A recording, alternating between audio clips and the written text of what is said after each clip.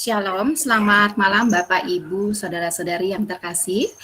Puji Tuhan pada malam hari ini kita diperjumpakan di sini dalam pembinaan dampak gadget atau dawai bagi perkembangan anak. Topik yang sangat menarik ya Bapak, Ibu, Saudara-saudari sekalian. Terlebih memang situasi saat ini yang menuntut anak untuk bermain dengan gadget atau belajar dengan gadget. Pembinaan pada malam hari ini oleh Ibu Dr. Misiliana Rias Nugrahani, MSI Psikologi. Saya manggilnya Mbak Nunu nih. Kami sama-sama dari GKP Cimahi.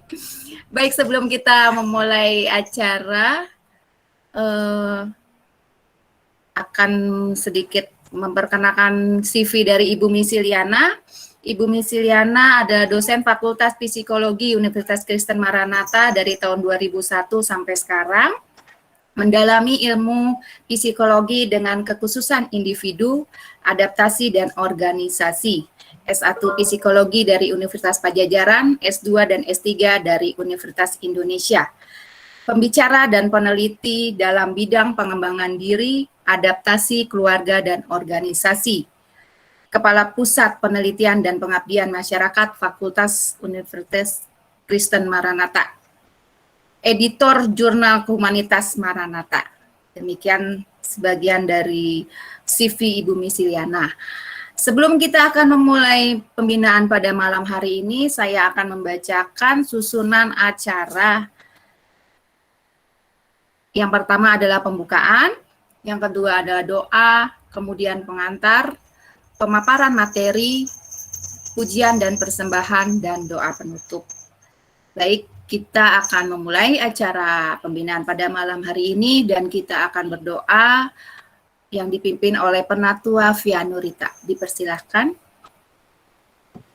Oke, Bapak Ibu, mari kita berdoa sebelum memulai acara pada malam hari ini. Mari kita berdoa.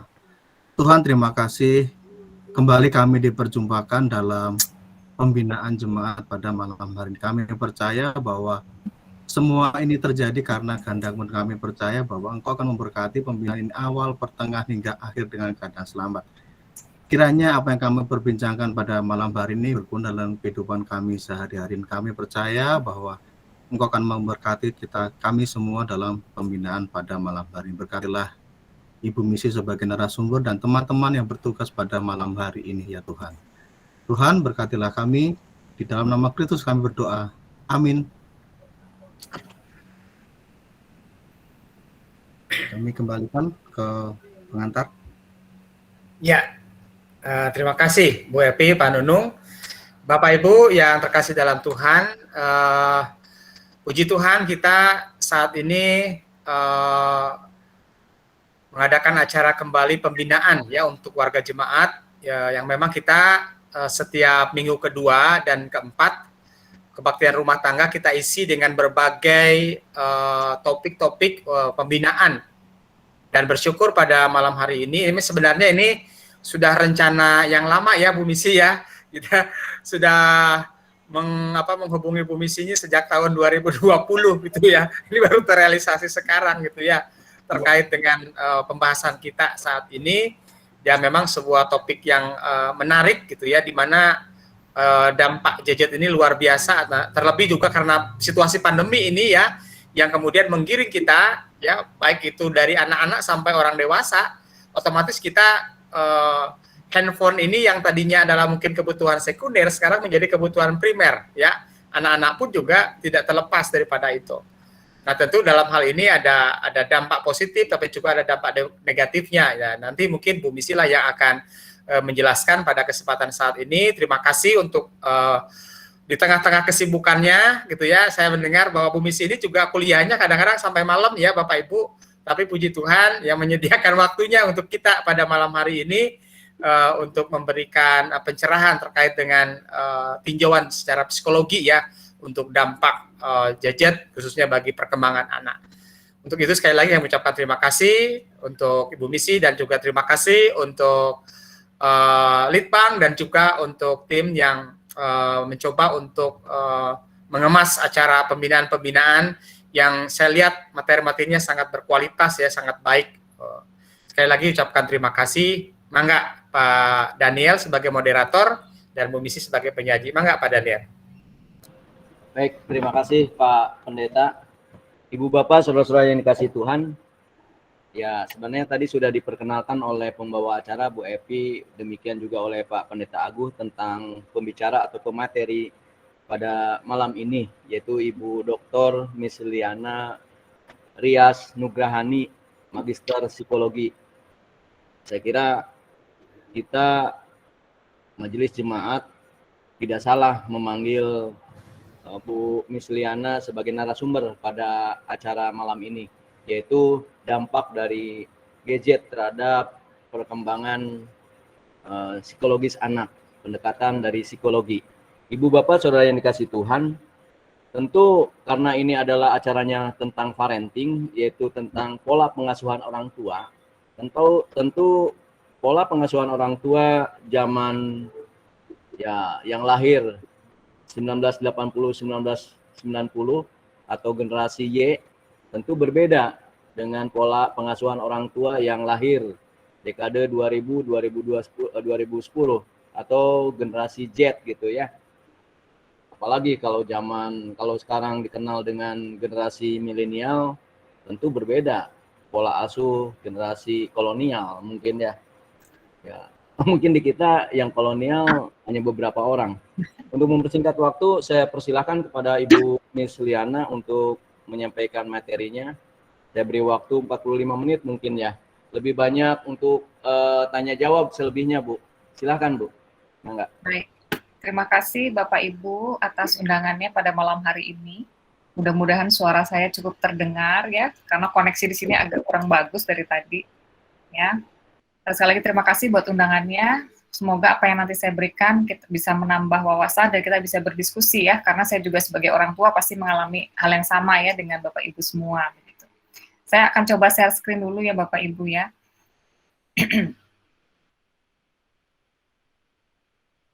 Ya, udah kelihatan belum ya? Udah, Mbak. Oke. Ya, sesuai dengan permintaan Pendeta Agus, saya hari ini akan membawakan tentang bagaimana dampak gawai bagi perkembangan anak. Seperti yang kita ketahui, gawai ini tadi sudah disampaikan oleh moderator maupun oleh pembawa acara ya, bahwa nggak bisa lepas nih sekarang, apalagi kita lagi seperti ini ya, apa-apa harus serba online. Jadi mau nggak mau, asalnya tersier mungkin menjadi primer sekarang gitu. Dan kita akan bahas sebetulnya dampaknya apa gitu ya. Nah, saya mau masuk dulu ke definisi dulu. Bagi saya definisi ini menjadi penting karena kita harus pasti sebenarnya definisi gawai sama definisi internet itu bagaimana.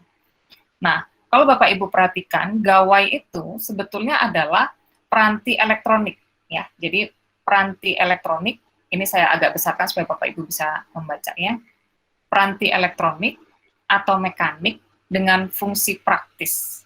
Gitu. Jadi segala sesuatu yang berasal dari elektronik.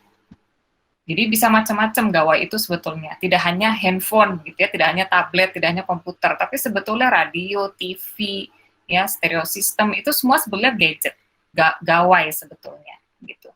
Nah, dari gawai ini kita dapat melakukan berbagai macam aktivitas, mulai dari bermain, menonton video, mendengarkan musik, mengobrol, menjelajahi situs web, macam-macam.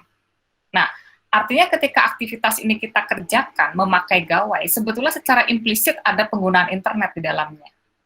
Ya, kalau dulu mungkin kalau radio mungkin bukan internet ya, tapi sekarang kita juga bisa mendengarkan siaran radio dari gadget kita, dari HP kita, begitu ya. Jadi sebetulnya internet itu sesuatu hal yang nggak bisa dipisahin sama gawai, gitu ya. Nah, kalau internet sendiri sebetulnya artinya adalah ini, jaringan komunikasi elektronik yang menghubungkan jaringan komputer dan fasilitas komputer yang terorganisasi di seluruh dunia melalui telepon atau satelit berinternet. Nah, mungkin kita lebih banyak melalui satelit berinternet ya. Jadi kita bisa bayangkan internet ini menggabungkan, membuat jaringan dari satu gadget ke gadget lain, gawai ke gawai lain yang terorganisir di seluruh dunia. Itu kenapa melalui internet kita bisa tahu cerita apapun begitu ya dari seluruh dunia. Kita bisa searching Mbah Google ya, lewat Mbah Google apapun kita bisa dapatkan. Karena memang terkoneksi ke seluruh dunia. Nah, jadi kita perhatikan gawai dan internet ini sebetulnya seperti satu kesatuan yang nggak bisa dipisahin. Ya, jadi kalau kita lagi bicara tentang gawai, sebetulnya otomatis implisit kita bicara tentang koneksi internet di dalamnya, gitu. Ya, jadi ketika kita bicara tentang manfaat gawai, sebetulnya kita juga lagi bicara tentang manfaat internet, ya. Manfaat gawai ini tentu akan disebut sebagai dampak positif ya, dampak positif dari bagi perkembangan anak. Pertama, jadi kenapa sih kok saya menyoroti dampak positifnya? Karena saya mau kita menyadari bahwa segala sesuatu itu selalu ada sisi positif dan negatif, ya, sehingga kita nanti bisa kembangkan sisi positifnya dan kita bisa mengendalikan sisi negatif, begitu ya. Nah, kalau diperhatikan, sebetulnya memakai gawai itu membuat keterampilan motorik itu meningkat. Keterampilan motorik itu apa? Adalah keterampilan yang berhubungan dengan otot-otot gerakan kecil. Ya, jadi kalau kita ngasih gadget ya, gawai ke balita, sebetulnya jari dan tangan mereka itu menjadi terlatih. Bapak Ibu mungkin bisa perhatikan, kalau yang sudah punya cucu mungkin bisa perhatikan bagaimana tangan mereka itu sangat lincah nanti. Ya, lincah tidak hanya di gadgetnya, tapi juga misalnya di touch laptop itu mereka juga akan lincah, gitu ya. Jadi memang ternyata setelah diteliti ada keterampilan motorik yang meningkat ketika anak ini diberikan gawai. Ya. Yang kedua, ada juga peningkatan keterampilan kognitif. Jadi keterampilan kognitif adalah kemampuan untuk memproses informasi, menalar, mengingat, begitu ya. Jadi semua yang terkait dengan otak kita. Nah, ternyata stimulasi dari gawai, ya, dari internet, ya, dari situs yang dilihat, itu lebih interaktif, sehingga semua permainan yang sifatnya interaktif, permainan edukasi, itu pasti akan menstimulasi perkembangan keterampilan kognitif. Ya. Jadi kita lihat tampilan dari layar gawai itu membuat anak-anak juga bisa meningkat kognitifnya. Ya. Nah, selanjutnya adalah kenapa dampak positif lainnya adalah kenapa orang suka gawai, karena memang ternyata gawai itu menyenangkan. Jadi pembelajaran yang dilakukan biasanya menjadi lebih canggih. Ya, kalau dulu kita hanya baca buku, sekarang kita bisa tinggal pencet terus bisa keluar ya tampilannya, ada suaranya dan sebagainya. Buku-buku aja bentuknya sudah elektronik gitu sekarang. Jadi memang lebih menyenangkan karena sifatnya menjadi interaktif. Kalau buku kita hanya pasif membaca, kalau ini kita bisa interaktif ya dengan gawai kita. Nah, selanjutnya gawai juga bisa kita pakai untuk mendidik anak-anak. Tentu kalau kita membantu anak-anak kita mengakses situs web pendidikan ya, sehingga mereka akan mendapatkan informasi yang lebih rinci tentang topik yang diperlukan. Bapak Ibu mungkin bisa cek banyak sekali sekarang kursus-kursus gratis ya yang bersertifikat itu bisa kita dapat di internet. Tidak hanya di Indonesia. Kita bisa dapat sertifikat dari Stanford University itu bisa. Gitu ya. Jadi bisa bayangkan sekarang anak-anak kita itu bisa dapat gelar, itu ada yang gratis begitu ya. Tapi bisa juga berbayar begitu ya. Tapi bisa bayangkan kita tuh nggak perlu jauh-jauh ke sana. Gitu ya. Dan yang menarik adalah universitas-universitas terkenal seperti Stanford, Harvard, itu selalu punya slot untuk keterampilan yang gratis bisa diakses siapapun, begitu ya. Jadi ini hal yang sangat menyenangkan begitu ya, karena kita bisa dapat ilmu dari manapun. Nah, selanjutnya adalah gawai ini juga ternyata menumbuhkan keterampilan berkompetisi, begitu ya. Kalau dulu kita bermain hanya sama tetangga nih, gitu ya, sama teman segereja misalnya gitu. Sekarang enggak. Bisa bermain dengan orang dari belahan dunia manapun. Dengan budaya mereka masing-masing, dengan gaya bermain mereka masing-masing, begitu ya. Dan ternyata ini membuat perasaan persaingan itu muncul. Ya. Belum lagi misalnya keterampilan berbahasa itu juga menjadi muncul, meningkat, karena mereka harus berbahasa internasional, gitu ya. Jadi ada pengelolaan diri yang semakin meningkat, ketika mereka masuk pada lingkungan yang penuh persaingan. Mereka harus tahu bagaimana menghadapi lawan mereka dari negara lain tuh taktiknya seperti apa, begitu ya. Nah, itu kenapa sekarang kan sudah ada ya e-sport begitu ya, di PON yang sekarang itu sudah ada. Itu karena memang melatih orang untuk berkompetisi, tapi dari banyak negara begitu ya, tidak hanya dari negara kita. Nah, jadi kalau kita lihat sebetulnya masih banyak ya dampak positifnya. Ya, ini hanya beberapa saja saya tampilkan. Ya, artinya apa? Artinya gawai itu juga memiliki kegunaan ya kalau kita dapat manfaatkan. Nah, berikutnya tentu pasti ada kerugiannya. Tadi saya bilang pasti ada dampak negatifnya ya. Nah, ini saya besarkan dulu ya. Nah, kalau kita lihat, kalau gawai itu kita berikan pada anak usia 6 bulan sampai 2 tahun, ternyata lebih banyak persentase di mana anak-anak itu yang terlambat dalam bahasa maupun bicara. Nah, ini agak berbeda ya, terlambat bahasa dan terlambat bicara. Jadi kalau terlambat bahasa, itu dia bisa mengucapkan kata-kata dengan baik, tapi nggak bisa buat kalimat, gitu ya. Jadi hanya bisa buat 2 kata selesai, 2 kata. Begitu suruh buat kalimat, mereka nggak bisa. Ya, jadi cuma itu saya mau gitu. Jadi pasti ada keterlambatan bahasa untuk membuat kalimat yang utuh, gitu ya. Sementara kalau keterlambatan bicara itu adalah mereka itu bicara, ngomong, bersuara, tapi biasanya kata-katanya sulit untuk dipahami, gitu ya. Jadi pakai peristilahan mereka sendiri, gitu ya. Atau kita bilang bahasa planet. Kalau kita lihat anak usia 6 bulan 1 tahun itu kan memang bahasanya tuh masih babbling ya, masih belum terstruktur. Nah, begitu 2 tahun harusnya sudah mulai jelas. Nah, kalau dia keseringan melihat gawai, berinteraksinya dengan gawai, itu tuh tidak akan berkembang. Dari usia 6 bulan 1 tahun ke 2 tahun itu tidak berkembang. Jadi masih di tahap perkembangan sebelumnya, gitu ya. Jadinya masih belum jelas. Kemudian bisa juga terjadi defisit perhatian. Defisit perhatian itu anaknya biasanya jadi sulit fokus pada suatu hal, gitu ya, sulit memperhatikan, melakukan aktivitas yang berlebihan, ya. Jadi kalau kita perhatikan anak ini akan menjadi gelisah, tidak fokus dan mudah terganggu. Kenapa demikian? Karena kalau kita perhatikan layar gadget itu, layar gawai itu, ketika dia menampilkan suatu tampilan gambar, itu pergerakannya itu sepersekian detik berubah, gitu ya. Nah, otak itu kan berusaha mengikuti. Nah, ketika dia berusaha mengikuti, maka kegiatan otak itu lebih cepat dari biasanya. Nah, inilah yang menyebabkan membuat orang itu terstimulasi untuk selalu bergerak cepat pemikirannya.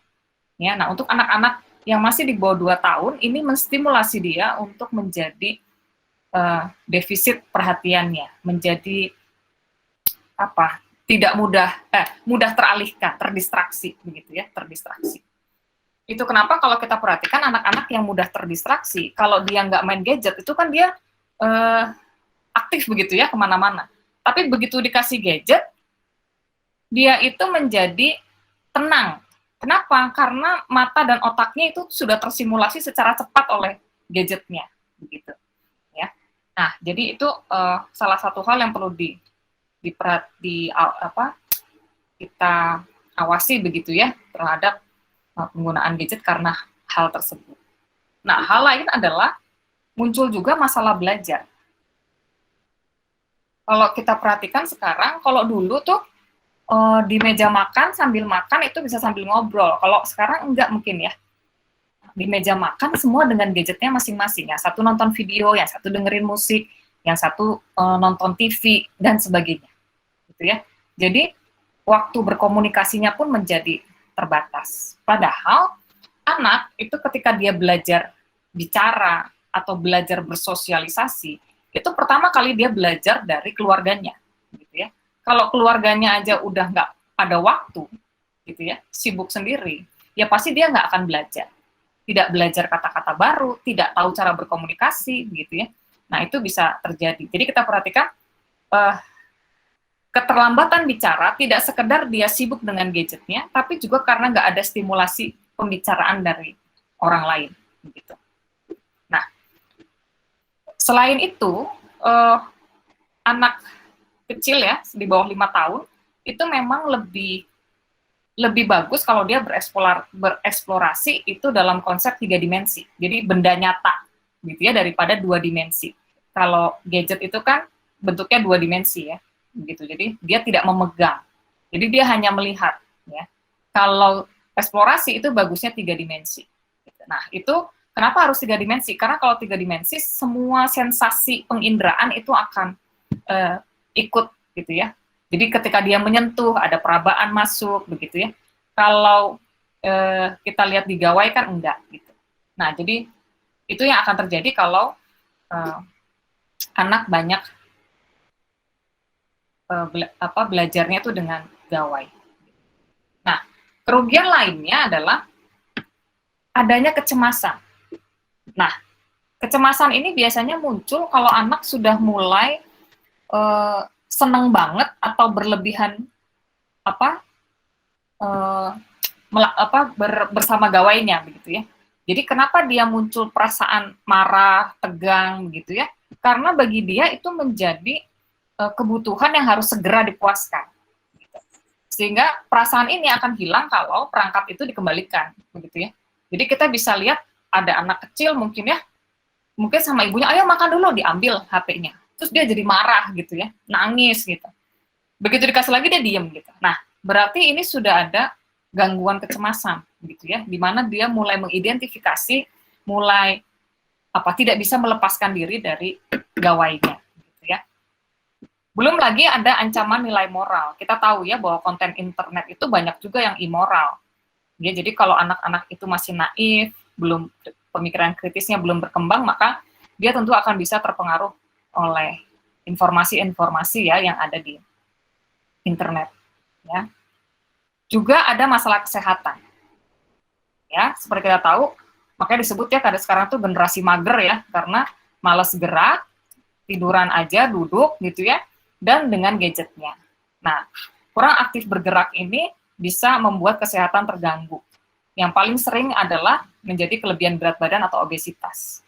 Ya, mungkin Bapak Ibu pernah juga nonton film, saya lupa tuh nama judul filmnya apa ya, tapi di situ menggambarkan bahwa orang itu semua serba bergadget dan akhirnya semua itu menjadi menggendut gitu ya, sampai turun dari kursinya aja nggak bisa begitu ya. Jadi itu seperti film yang mau menggambarkan nanti kita berapa puluh tahun ke depan kalau kita sangat tergantung pada gawai gitu ya.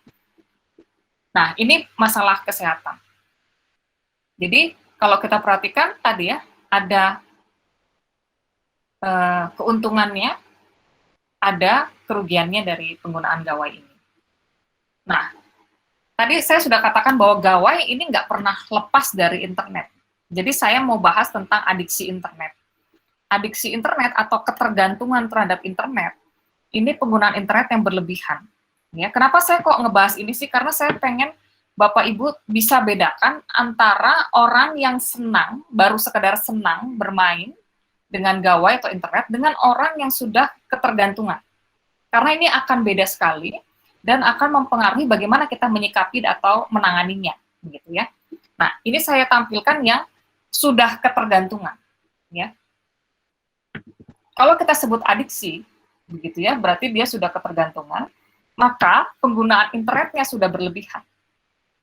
Kita bisa ngelihat dia sangat asik, punya dorongan yang sangat besar, perilaku yang berlebihan, bahkan tidak terkontrol, baik yang terkait dengan penggunaan komputer maupun akses internet yang mengarahkan pada gangguan. Ini saya tulis mengkonsumsi sebagian besar aspek kehidupan. Maksudnya begini, kehidupan kita itu kan isinya banyak ya kegiatannya gitu. Mulai dari kita bangun tidur sampai kita tidur lagi itu kan kita banyak banget kegiatannya. Ya, mulai dari bangun tidur, mandi dulu, makan gitu ya, ngobrol dan sebagainya. Nah, kalau orang yang adiksi internet, dari dia bangun tidur sampai dia tidur lagi, sebagian besar waktunya, 80%, itu isinya adalah menonton internet. Gitu. Jadi, sudah mengkonsumsi sebagian besar aspek kehidupan. Bahkan mungkin dia udah mulai kurang tidur. Begitu ya. Kalau kita tidur 8 jam sehari, dia kurang.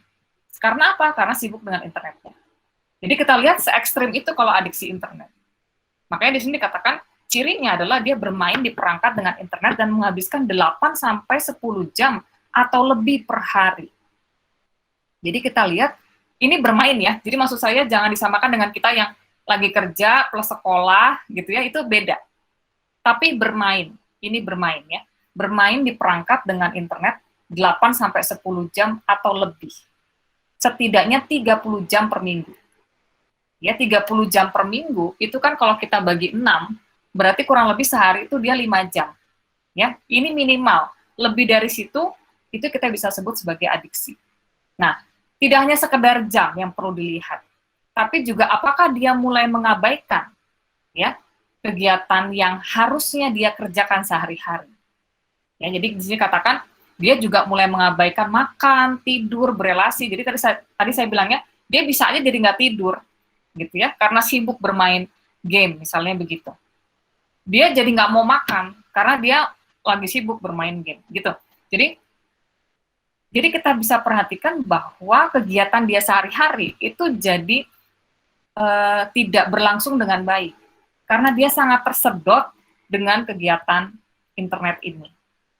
Nah, sehingga kalau ada orang yang mau mencegah perilaku tersebut, biasanya mereka marah dan gelisah.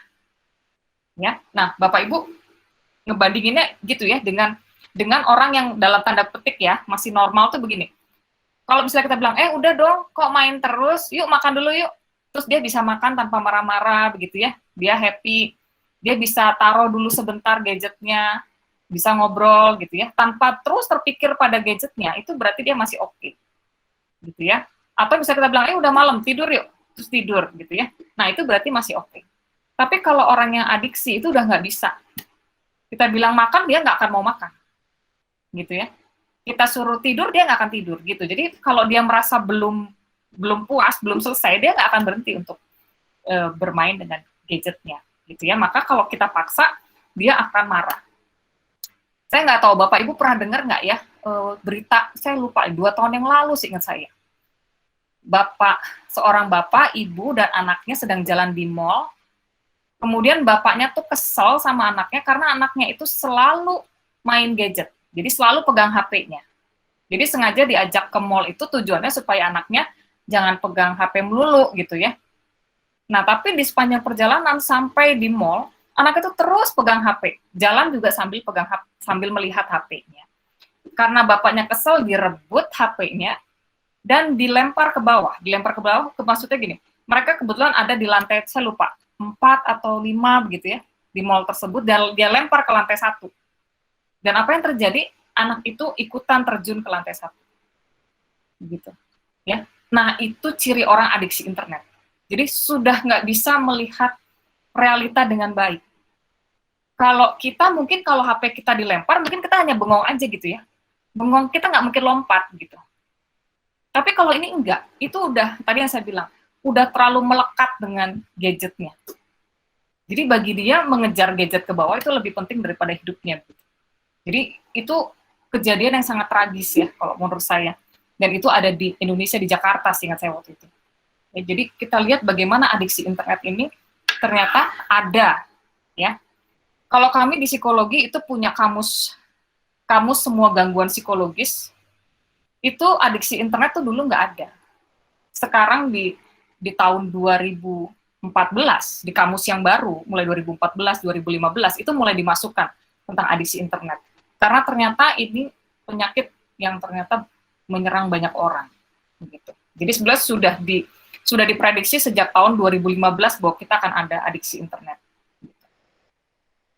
Nah, berikutnya, ini juga beberapa hal yang bisa kita jadikan patokan kalau kita mau melihat apakah orang tersebut sudah adiksi internet atau belum. Ya. Kita lihat yang nomor 1 ya, sibuk dengan internet. Sibuk dengan internet itu maksudnya gini, berpikir tentang aktivitas online sebelum, bahkan mengantisipasi sesi online berikutnya. Jadi Bapak Ibu bisa bayangkan, waktu dia sedang dengan internetnya, dia sudah berpikir tentang, nanti abis ini saya mau main apa, gitu. Jadi otaknya itu berpikirnya tentang sesi online terus, gitu ya, nggak pernah lepas dari situ. Itu kenapa dia nggak pernah bisa lepas dari gadgetnya. Karena setelah selesai ini, dia sudah berpikir, saya mau ngapain, gitu. Ya. Nah, kemudian kita lihat juga bahwa kebutuhan untuk menggunakan internet ini sudah memakan jumlah waktu yang banyak tadi ya. Nah, kadang-kadang kita berusaha untuk mengontrol yang nomor 3, tapi kita nggak berhasil. Jadi selalu gagal. Ditemukan juga gangguan perasaan ya, ada gelisah, murung, depresi, mudah tersinggung, begitu ya. Kemudian dia juga mulai membahayakan atau berisiko kehilangan pekerjaan. Jadi tadi yang saya bilang, dia udah nggak mau makan, nggak mau minum. Kalau misalnya kita yang dewasa, kita udah nggak mau kerja, gitu ya. Kerjaan kita abaikan semua, gitu ya. Hubungan kita, relasi kita dengan suami istri itu udah kita abaikan, begitu ya, karena kita sibuk dengan gadget kita, ya. Kadang-kadang kita juga berbohong, bahwa oke, saya nggak ada apa-apa kok, saya nggak masalah, saya bisa kok nggak pegang internet, padahal sebetulnya itu hanya berbohong. Nanti dia bisa berbohong, enggak, saya lagi belajar kok, padahal dia lagi main, gitu ya, bisa begitu. Ya. Nah, ini beberapa hal yang sebetulnya bisa kita pakai untuk memastikan apakah orang itu sudah adiksi internet atau belum. Nah, kalau kita mau menangani seseorang, bagaimana supaya dia tidak adiksi internet, kita harus tahu dulu penyebabnya apa. Gitu ya. Kalau di remaja, ya penyebabnya biasanya karena remaja itu rasa ingin tahunya besar. Dan internet itu menyajikan hal tersebut. Apapun yang ingin diketahui, kita bisa tahu kan dari internet. Itu kenapa mereka suka banget dengan internet, gitu ya. Karena kebutuhan ingin tahunya itu bisa terpuaskan. Kemudian ada juga individu yang menjadi adiksi itu karena kurang keterampilan sosial. Jadi Bapak Ibu bisa bayangkan begini ya, bukan karena dia terlalu sering internet maka dia jadi tidak terampil sosial, tapi bisa juga orang yang tidak terampil sosial itu menjadi masuk ke dalam internet. Kenapa? Karena kalau sama internet dia nggak perlu repot-repot berelasi sosial. Jadi dia membenamkan dirinya aja pada internet ini, gitu ya, pada gawai ini. Jadi kita lihat keterampilan sosial itu bisa menjadi penyebab, juga bisa menjadi dampak. Kemudian yang ketiga, kurangnya dukungan emosional dan psikologis. Ya, jadi orang-orang yang kesepian, yang merasa hidupnya tidak ada dukungan, gitu ya, seringkali lari masuk ke gawai, karena tadi dia bisa menemukan sesuatu di situ. Dia bisa berteman dengan orang virtual, ya. Bapak Ibu mungkin udah sering dengar ya, banyak orang tuh di Facebook temannya banyak, tapi di kehidupan nyatanya nggak punya teman. Karena di Facebook dia bisa ngomong apa aja, dia bisa membual apa aja gitu, ya. Nggak perlu jaga image begitu ya, dia bisa cerita apa aja gitu. Jadi kadang-kadang orang mencari dukungan dengan cara begitu ke hal yang virtual. Atau ada juga remaja-remaja kita yang menghadapi tekanan akademis yang terlalu besar. Jadi mereka tuh awalnya lari sebagai hobi, tapi jadinya keterusan, gitu ya, karena tekanan akademis yang terlalu besar. Bisa juga karena penyebabnya adalah pengawasan orang tua yang rendah, gitu ya. Jadi orang tua sebagai figur dewasa ini terlalu membiarkan, ya. Membiarkan tuh misalnya begini, kita mungkin sering lihat ya, bagaimana ada bapak ibu muda itu yang memberikan gadget pada anak balitanya supaya mereka diem, gitu, ya. Jadi gadget itu menjadi babysitternya ya. Soalnya kalau dikasih gadget dia diem sih, jadi saya bisa kerja gitu. Jadi bapak ibu bisa bayangkan bahwa kadang-kadang yang menyebabkan anak kita menjadi suka dengan internet, kadang-kadang orang tuanya juga penyebabnya gitu. Ya. Oke, kemudian yang berikutnya adalah memiliki fasilitas lebih untuk akses. Jadi ini pada orang-orang yang memang punya ekonomi tinggi ya, menengah ke atas, itu memang aksesnya banyak sehingga mereka justru punya kesempatan untuk masuk terus ke internet ya. Nah, yang paling penting adalah ini, tidak memiliki tujuan positif ketika mengakses internet. Kenapa saya katakan ini penting? Karena gini, kalau kita punya tujuan positif untuk masuk ke internet, misalnya tadi, saya masuk internet karena saya mau belajar, saya mau kerja, itu jarang banget orang jadi adiksi. Tapi kalau masuk internet tidak punya tujuan, mau lihat-lihat aja, mau browsing-browsing aja, gitu ya, nggak ada tujuan, itu tuh bisa masuk, ya, mau main aja, gitu. Tapi kalau kita tujuannya jelas dan positif, itu biasanya jarang menjadi gangguan, gitu ya. Nah, penanganannya adalah, saya kasih tanda kuning di sini ya, pantang total itu bukan tujuan. Jadi tujuan kita bukan, saya mau anak saya berhenti sama sekali dengan gadget, bukan itu tujuan kita. Kenapa? Karena tadi yang saya bilang, gadget itu ada sisi positifnya. Jadi nggak mungkin kita pantang total. Belum juga dengan situasi sekarang. Tadi sudah disampaikan bahwa di situasi sekarang yang memang serba internet, serba online, kita harus mau nggak mau harus ikut, begitu ya. Jadi artinya berpantang total itu sudah bukan tujuan lagi. Sehingga yang bisa kita lakukan adalah bagaimana membuat penggunaan ini terkendali, aman, dan seimbang. Begitu ya. Boleh, tapi harus terkendali. Sehingga perlu ada konsensus. Konsensusnya bagaimana? Konsensusnya tentu tergantung dari usia dan tuntutan pendidikan. Jadi setiap anak akan berbeda. Misalnya, anak usia balita, itu harusnya katanya paling aman itu cuma 1 jam. Nggak boleh lebih dari itu. Gitu ya. Nanti makin meningkat usia, dia boleh nambah jamnya. Gitu ya. Jadi ada jam-jam tertentu yang memang cocok buat usia tertentu. Ya. Belum lagi kalau misalnya kita lihat tuntutan pendidikan. Kalau anak kita udah universitas, pasti dia tuntutan pendidikannya lebih lama ya dengan gadgetnya untuk pendidikan, untuk kerjain tugas gitu. Jadi ada konsensus tentang bagaimana menggunakan gadget tersebut. Jadi artinya bukan tidak boleh sama sekali.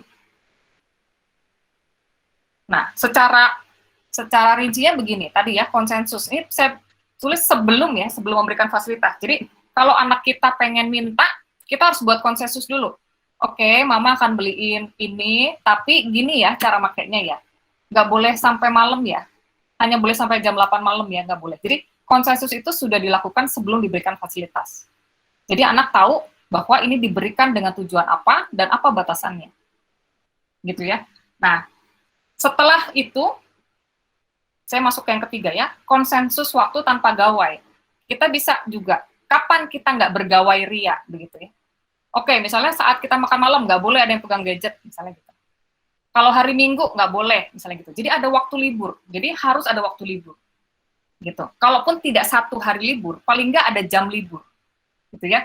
Kalau saya di rumah saya itu, berhenti main game itu di jam 6 sore. Udah nggak boleh main game. Mereka mulainya biasanya di jam 1. Gitu. Jadi, setelah jam 6 udah nggak ada yang main game. Gitu. Jadi, itu konsensus bersama. Jadi, ada waktu tanpa gawai. Nah, yang susah ini, modeling orang dewasa. Nah, ini yang perlu kita lihat diri kita lagi ya. Kita memberikan model nggak, memberikan contoh nggak buat anak-anak kita. Jangan-jangan kita ribut, kalian tuh ya jangan pegang HP aja, tapi kita pegang HP terus gitu.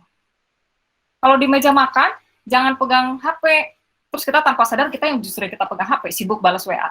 Gitu. Jadi, apakah kita menjadi model yang bagus buat mereka? Apakah kita sendiri punya konsensus tentang waktu kapan kita tanpa gawai? Ya, kenapa? Karena itu akan membantu kita untuk membuat aktivitas pengganti. Ya, jadi jangan hanya bilang nggak boleh ya main gawai nggak, tapi udah berhenti sampai situ enggak. Harusnya pada saat yang sama kita juga kasih aktivitas pengganti. Jangan main gawai, kita ini yuk gitu.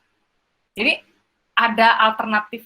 Tapi kalau hanya sekedar nggak boleh, itu pasti anak akan balik lagi karena dia nggak tahu mau ngapain ya kalau nggak main gawai ya, gitu. Jadi kita yang harus buat aktivitas penggantinya. Mungkin kalau untuk anak-anak yang sudah lebih dewasa, SMA, universitas, mungkin aktivitas penggantinya akan berbeda ya. Misalnya lebih ke arah, oke kita ngobrol, kita diskusi, atau mungkin kita jalan kemana, begitu ya. Atau misalnya, ayo bantu masak di dapur, misalnya gitu ya. Jadi ada aktivitas, ya. Kalau untuk anak kecil mungkin akan lebih mudah aktivitas penggantinya, ya. Bisa bentuknya permainan juga. Nah, yang paling penting adalah jangan menjadikan gawai sebagai babysitter tadi.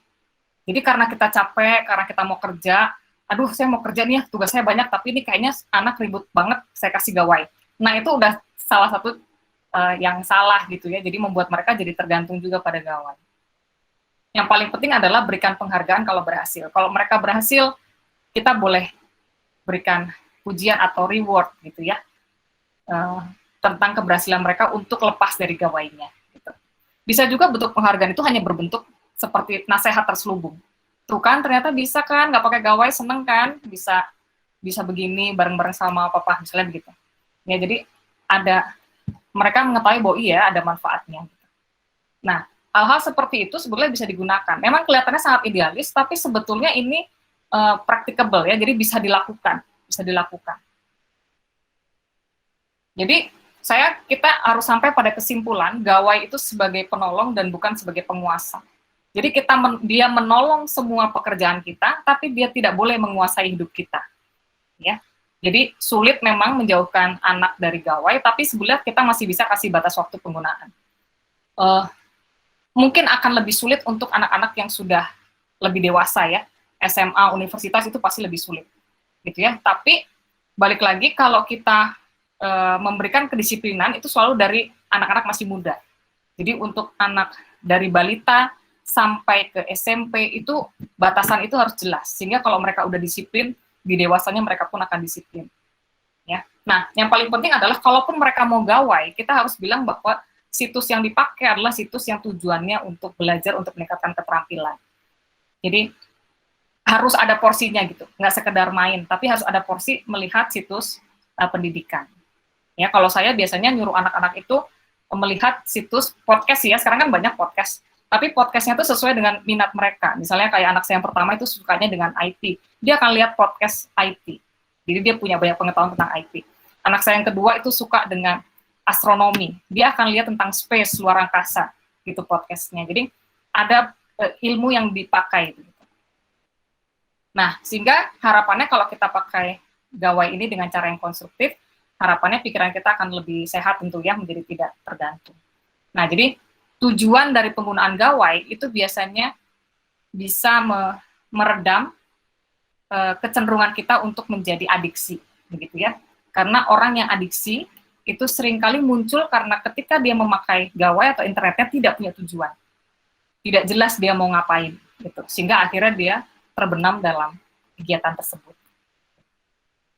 Nah, itu mungkin Bapak Ibu sekilas dari saya, ya. Kita bisa diskusikan tentang hal-hal ini mungkin dalam kondisi prakteknya lebih sulit ya daripada yang saya omongin. Demikian Bapak Ibu, terima kasih atas perhatiannya. Baik, terima kasih Bu Miss Liana yang sudah memaparkan tentang penggunaan gawai yang bisa berdampak positif juga berdampak negatif. Tentu saya berharap Bapak dan Ibu bisa menyimak dengan baik, dengan bijaksana, sehingga kita tidak mengarah menjadi orang yang menggunakan gawai tanpa tujuan. Artinya kita bisa menjadi adiksi internet. Nah, baik untuk lebih jelasnya atau lebih bisa mengelaborasi, lebih terurai lagi, silakan Bapak dan Ibu saya berikan kesempatan untuk bertanya. Untuk sesi pertama 3 orang ya. Silakan, raise hand aja. Atau langsung bersuara ya. Pak Albertus Jose ya. Iya, ibunya Pak. Ya? Ibu Wati. Oh, Ibu Wati. Oh, saya Pakai akunnya Yose. Ya. Bu Wati. Terima kasih, Pak. Ya, nanti sekalian ya Bu ya. Ya, Yang kedua, siapa? Yang kedua, langsung nggak lihat saya, belum ada ya yang kedua ya. Pak Agus, ya Pak Pendeta Agus Paulus, silakan. Yang berikutnya satu lagi. Pak Gunawan. Iya. Baik, silakan Bu Wati. Terima kasih, selamat malam Bapak Ibu semuanya. Terima kasih Ibu Liana. Yang saya sangat tertarik dengan apa yang telah disampaikan malam hari ini, terutama saya ingin menanyakan tentang adiksi, Bu, mengenai adiksi tadi ya. Kalau saat ini kan anak-anak memang otomatis anak saya udah masuk kelas SMA gitu ya.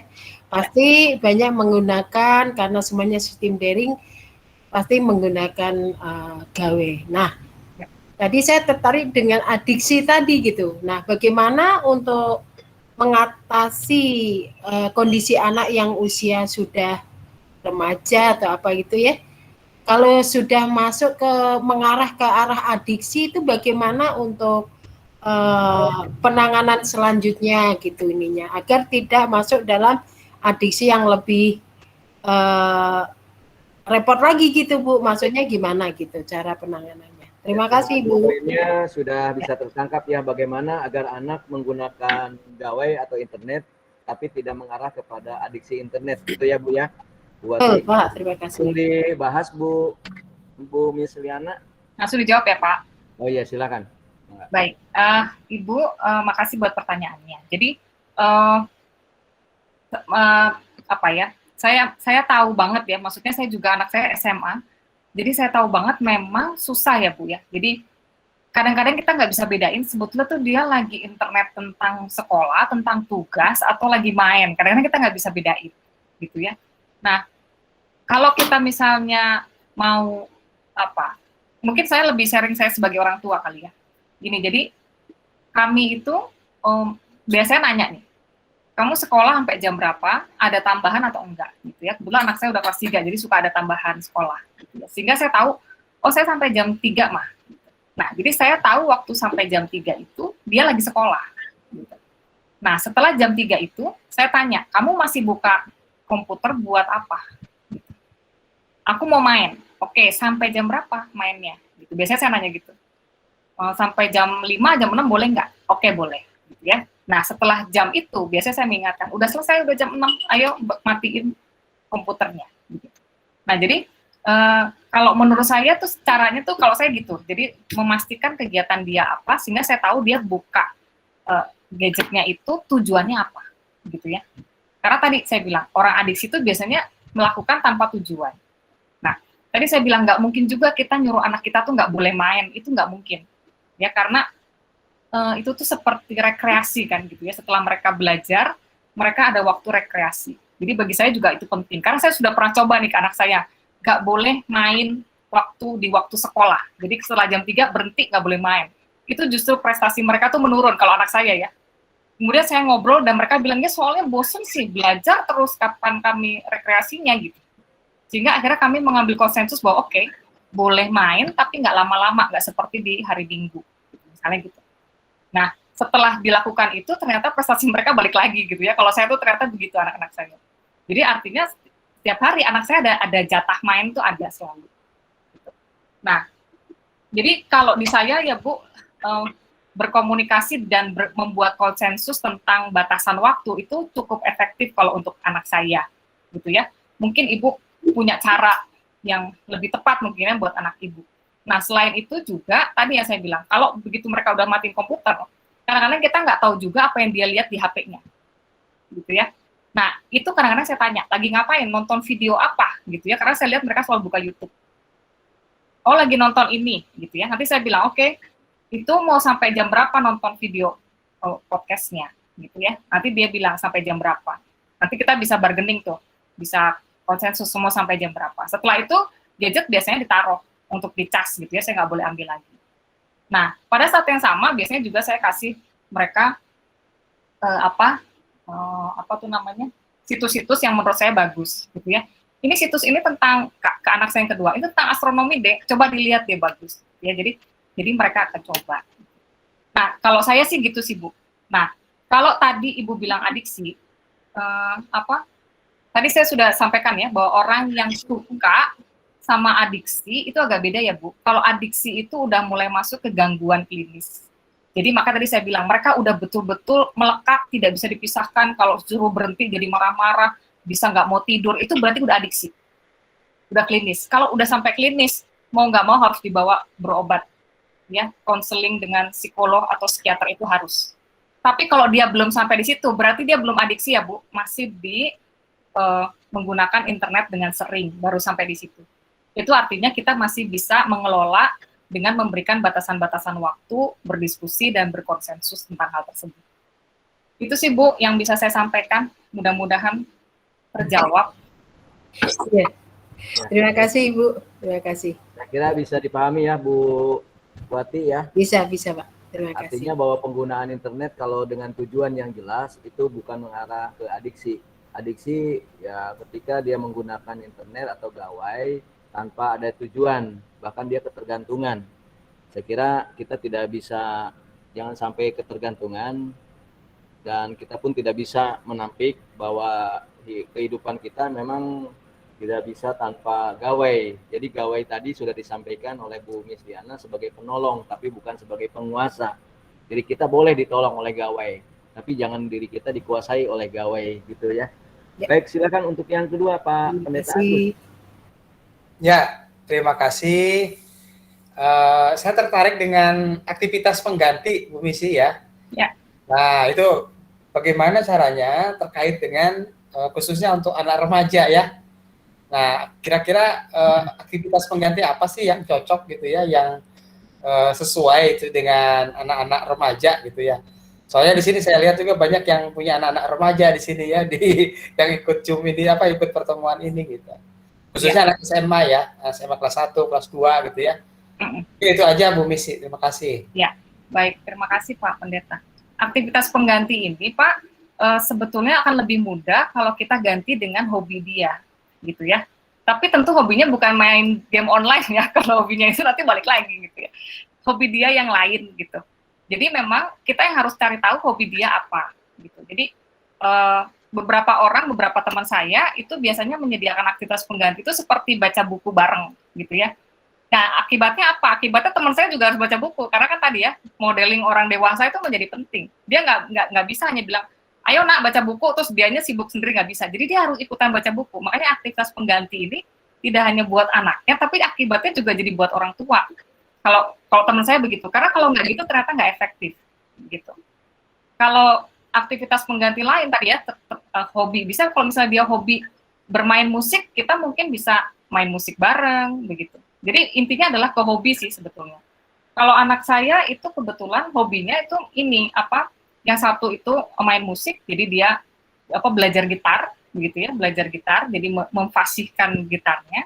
Yang satu lagi hobinya ngobrol, jadi dia ngobrol sama kita gitu, karena beda banget nih kakak sama adik gitu. Ya jadi ngobrol, jadi aktivitas penggantinya hanya itu. Atau kadang-kadang anak saya yang satu lagi itu yang paling kecil, itu juga hobinya tidur, jadi dia akhirnya tidur. Makanya dia bilang, kenapa deh kok tidur? Iya, aku soalnya gabut, nggak ada kerjaan, nggak boleh pegang HP, aku lebih baik tidur. Gitu. Nah jadi bagi saya oke, nggak apa-apa ya kalau istirahat siang itu kan bagus, jadi tidurlah gitu ya. Nah gitu sih Pak, jadi sesimpel itu ya, balik ke hobi. Jadi kita yang harus tahu anak kita hobinya apa. Ya, terima kasih Bu Misi. Ya. Baik, silakan untuk yang berikutnya Pak Gunawan. Ya, terima kasih. Selamat malam Bu Misi Liana. Saya Gunawan. Kalau kita mengamati anak-anak termasuk anak saya, sebenarnya saya tidak bisa menilai apakah anak saya itu sudah termasuk dalam tahap yang membahayakan atau tidak. Batasannya saya nggak tahu. Juga saya sebenarnya pengen mengarahkan anak saya bisa menekuni hobi yang seperti saya tekuni, bermain musik, tapi anak saya tidak berbakat bermain musik, jadi sekalipun ada alat-alat musik di rumah tidak juga disentuh begitu, tapi malah hobinya berolahraga Bu di luar. Nah, pertanyaan saya, apa tanda-tandanya atau batasannya anak itu sudah termasuk dalam taraf membahayakan, dia mulai adiktif. Anak saya umur sekitar 24, sudah lulus S1 barusan, mulai dari menyusun skripsi sampai wisuda itu dilakukan secara online, dan memang hari-harinya kebanyakan dari saat menyusun skripsi ya di depan laptop begitu Bu. Nah itu saya nggak mengerti apakah sudah masuk taraf membahayakan atau tidak. Itu pertanyaan pertama. Yang kedua, perlukah atau apakah harus atau sebatas mana seorang anak itu perlu bantuan ahli yang konselor atau apa yang bisa mengarahkan begitu, atau dia bisa dengan bacaannya, dengan pengalamannya bisa membatasi diri begitu. Memang anak-anak remaja itu saya amati dia malah internetnya di malam hari, jam 12 lebih. Dengan alasan teman-temannya juga online-nya malam. Ya, ya. Kenapa saya tanya? Ya, begitu banyak yang malam hari. Saya menilai kemungkinan karena di antara jam 12 malam sampai pagi itu ada paket internet yang jauh lebih murah begitu daripada yang jam di peak time. Sehingga kemungkinan begitu mereka dengan teman-temannya itu kadang-kadang di malam hari ketawa-ketawa begitu dan sebagainya. Nah, ya bagaimana supaya kita itu sendiri mengetahui, ya, pertanyaan ketiga, kita itu bisa mengetahui dia itu online atau hanya sekedar ngobrol atau melakukan apa, itu bagaimana caranya, Bu? Kalau kita lihat HP-nya dikunci, laptopnya di password, jadi kita nggak bisa membuka. Mungkin anak saya lebih pintar dari saya untuk hal-hal semacam ini. Terima kasih, begitu, Bu. Ya, baik, terima kasih Pak Gunawan. Ini yang diceritain Bapak sebetulnya saya alami nih. Oke, yang jawaban pertama dulu ya Pak ya. Bagaimana membedakan yang adiksi dan belum? Ya, sebetulnya saya sudah sangat yakin kalau anak Bapak belum. Kenapa saya bisa ngomong gitu? Pertama, tadi Bapak bilang ya, datanya adalah anak Bapak skripsi dan wisuda. Artinya apa Pak? Artinya kewajiban dia sebagai mahasiswa dia selesaikan kan? Gitu ya. Orang yang adiksi itu nggak mungkin kerjain itu. Nggak usah kerjaan susah-susah, bikin skripsi itu kan susah ya Pak. Itu tuh jangankan suruh ngerjain skripsi, suruh makan tidur aja dia nggak mau kadang-kadang. Gitu ya, karena terlalu sibuk dengan internetnya. Jadi kalau adiksi itu udah se-ekstrim itu Pak. Dia tuh bisa nggak makan, kalau nggak kita suapin ya dia nggak akan makan. Dia bisa kelaparan karena dia sibuk dengan internetnya gitu. Ya, nah mungkin Bapak Ibu pernah dengar berita ada beberapa anak itu dulu yang pingsan ya karena kelamaan main game online. Bukan masalah kelamaan main game online ya, tapi waktu dia main game dia nggak makan, dia nggak minum gitu ya, jadi pingsan. Gitu. Nah itu contoh adiksi, jadi se-ekstrim itu. Nah, walaupun begitu, misalnya tadi saya bilangnya sekarang anak Bapak belum adiksi, tapi kita tetap harus berhati-hati. Kalau misalnya ya, amit-amit ya Pak, misalnya gini, setelah dia lulus, mendapat gelar, kemudian dia tidak mencari kerja, tidak ingin berkarir, tapi sibuk dengan internetnya, nah kita perlu waspada gitu ya.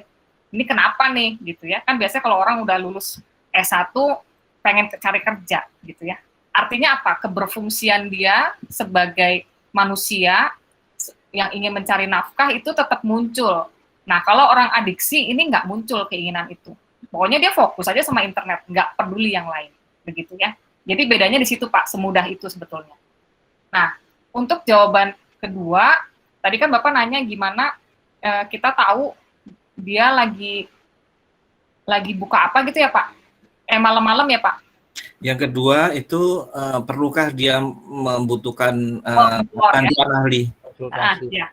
Nah, kalau membutuhkan bantuan ahli, tadi kalau dia sudah masuk ke ranah adiksi tadi, yang kita udah nggak bisa ngapa-ngapain, pasti dia butuh bantuan ahli, karena itu pasti membutuhkan terapi, ya terapi kognitif. Jadi nggak mungkin kita. Tapi kalau dia belum masuk ke adiksi, itu masih bisa kita tangani sebagai orang tua, gitu Pak. Jadi kalau belum adiksi, ya nggak usah ke konselor dulu, gitu ya. Kita bisa kita sebagai orang tua aja, ya ngobrol dengan mereka, gitu. Karena nanti yang ketiga Bu, yang mengenai hal positif atau negatif dari yang dilakukan pada internet. Iya. Nah ini memang PR ya Pak buat orang tua. Memang kan idealnya kita tahu ya mereka tuh membuka apa, menonton apa, idealnya itu. Tapi pada prakteknya saya tahu ini susah sekali. Betul kata Bapak bilang ya, semua password dikunci, bla bla bla gitu ya. Semua dilakukan. Anak saya juga waktu itu mungkin berapa bulan lalu ya, seperti anak Bapak ya, jam 12 malam dia masih ketawa-ketawa sama temennya, gitu ya. Padahal saya udah tidur. Nah, kalau saya ya Pak, nggak tahu, mungkin saya termasuk ibu yang galak ya. Kalau saya marahin sih Pak. Jadi anak saya udah SMA kelas 3, saya marahin karena perilaku dia seperti itu dan dia melawan ya. Melawan tuh maksudnya gini, anak-anak yang lain boleh, kenapa aku nggak boleh? Pasti dia akan ngomong gitu. Anak-anak yang lain juga sama kok, tidurnya di atas jam 12, baru jam 2. Gitu ya. Dan saya hanya bilang bahwa, teman-teman kamu bukan anak saya. Gitu ya. Kamu anak saya, jadi kamu ikut apa kata saya. Begitu ya. Kadang-kadang memang kesannya menjadi otoriter ya Pak. Padahal kan secara teori tuh kita tuh demokratis gitu ya. Tapi pada kenyataannya ada hal-hal tertentu, kita harus otoriter. Kalau memang itu terkait dengan kedisiplinan. Disiplin itu kadang-kadang bisa dilakukan kalau kita memberikan batasan yang kuat dan jelas. Begitu. Jadi kalau saya begitu jadinya. Jadi jadi sekarang kalau dia lebih dari situ dia udah tahu resikonya pasti akan saya kena marah gitu. Dia udah tahu. Jadi kalau saya sih begitu. Nah, untuk yang terkunci-kunci itu waktu itu juga sempat, tapi saya nggak tahu ya, mungkin karena komunikasi ya kayaknya perlu komunikasi yang baik sehingga password itu akhirnya diberikan ya pada orang tua gitu. Karena memang bagusnya sih memang password tahu, jadi kita bisa tahu. Atau gampangnya gini Pak, walaupun dia nggak ngasih tahu password, kita bisa misalnya dia sedang buka HP dia, kita bisa minta dulu. Dan kita bisa cek history, sebelah kan bisa dicek ya history Google itu apa, nah kita bisa lihat dari situ historinya apa aja. Gitu. Kalau dulu saya gitu, waktu saya belum tahu passwordnya, saya ceknya history dia habis lihat apa aja. Gitu. Nanti saya baru cek, ini situs ini apa, saya klik gitu ya, saya mau lihat itu apa. Gitu sih Pak, jadi memang saya tahu pada prakteknya ini susah sekali begitu ya, tapi kayaknya kita bisa lakukan berkelok-kelok begitu ya caranya ya, cara terbaik yang bisa kita kerjakan untuk mengontrol anak kita terkait hal ini. Gitu. Karena kalau dia masih ada dalam pengawasan kita, kalau menurut saya, kita masih berhak untuk memberikan batasan-batasan begitu ya. Entah dia sudah besar, tadi kalau anak Bapak kan sudah lulus S1 begitu ya, kalau menurut saya sih masih bisa kita kasih batasan-batasan tersebut. Itu Pak, semoga membantu ya Pak. Oke, terima kasih Bu. Baik, terima kasih Bu Miss Liana. Waktu pukul 20.30. Masih ada waktu ya Pak Pendeta? Ya, satu sesi lagi Pak, boleh satu lagi. Satu sesi lagi ya. Silakan untuk 3 orang. Siapa Bu Saya Tanti, boleh ya? Pak. Sebentar ya. Sesi kedua Bu Tanti ya. Bu Tanti, Bu Pendeta Ana ya. Satu lagi. Ada banyak tuh Pak. Langsung aja Pak, itu langsung aja didata semua Pak. Ya, Ya, silakan. langsung aja didata.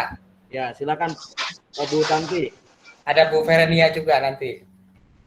Ya, terima kasih. Selamat malam.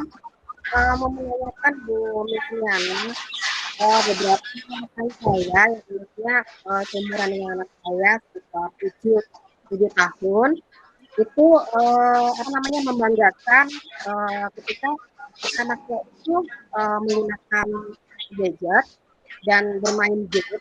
Di situ ada kelebihannya, mereka mengatakan bahwa jadi lebih pintar bahasa Inggrisnya, kemudian jadi lebih, karena di usia itu mereka baru belajar untuk menulis, dan anak-anak itu jadi lebih cepat menulisnya, dan beberapa anak juga jadi lebih kreatif seperti itu. Yang pertama itu, yang kedua juga saya mau menanyakan untuk orang tua yang memberikan batasan waktu untuk bermain, untuk menggunakan gadget.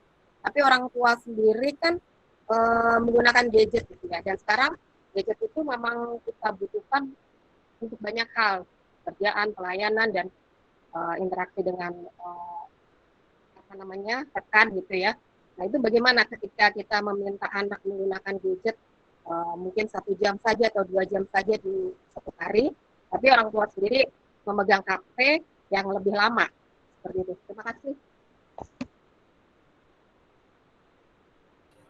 Ya, silakan Bu Christiana langsung dijawab saja.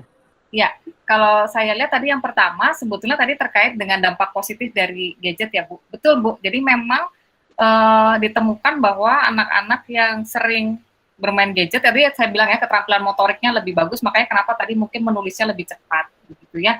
Walaupun sebetulnya tidak terlalu banyak prosentase yang jadi menulis lebih cepat. Ada beberapa yang menulisnya jadi jelek karena kebiasaan mengetik, ya bukan menulis gitu ya. Itu salah satu katanya guru-guru SD itu mulai kesulitan karena anak-anak terbiasa mengetik bukan menulis, sehingga tulisannya begitu ditulis tulisannya jelek gitu ya.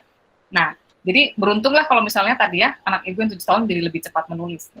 Nah, tentang kemampuan bahasa Inggris itu saya setuju. Memang karena tadi ya belahan dunia manapun kita bisa ketahui, bahasa Inggris itu kan habit ya, kebiasaan. Apa yang kita dengar itu lama-lama terekam di otak sehingga bisa keluar dalam ucapan. Jadi betul, kalau kita menggunakan gadget itu untuk tujuan pendidikan, pembelajaran, hasilnya akan lebih bagus. Karena tadi dia lebih interaktif, lebih menarik gitu ya, jadi anak tuh lebih konsentrasi untuk belajar. Jadi kalau menurut saya itu baik ya Bu ya, untuk dampak positifnya. Nah, terkait dengan tadi Ibu katakan, ya betul ya Bu, maka tadi saya bilang, orang tua itu menjadi modeling. Makanya saya bilang nggak akan efektif kalau misalnya kita bilang, nah jangan sering-sering main HP, tapi kitanya pegang HP. Udah pasti gagal deh itu. Karena anak-anak tuh melihat kita, begitu, melihat orang tuanya, begitu ya. Nah, tapi di satu pihak Ibu bilang, saya tapi lakukan ini kan bukan sekedar main gadget ya, tapi saya perlu berkoordinasi dengan penatua lain, bla bla bla gitu ya. Sementara anak-anak kan betul-betul pure untuk main, misalnya begitu. Nah, itu kalau menurut saya harus disampaikan ya. Bisa juga Bapak Ibu tunjukkan nih, Mama buka HP karena Mama ini masih kerja nih, gitu ya. Masih kerja, Mama harus ngubungin penatua ini dalam rangka pelayanan, bukan main HP. Jadi mereka tahu apa tujuan kita buka HP, sebetulnya begitu. Tapi kita harus konsekuen, kalau bukan kerja ya jangan buka, gitu ya.